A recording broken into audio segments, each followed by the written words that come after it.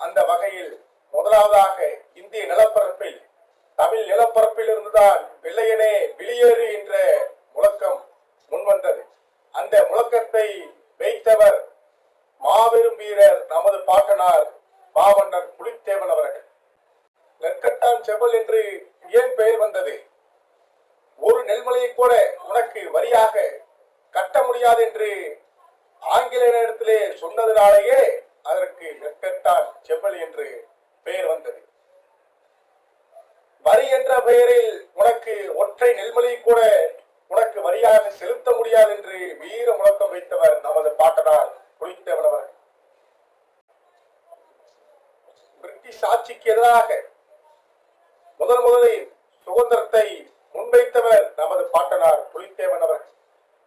1750 காலகட்டத்திலேயே வெள்ளையனே வெளியேறு என்ற முழக்கத்தை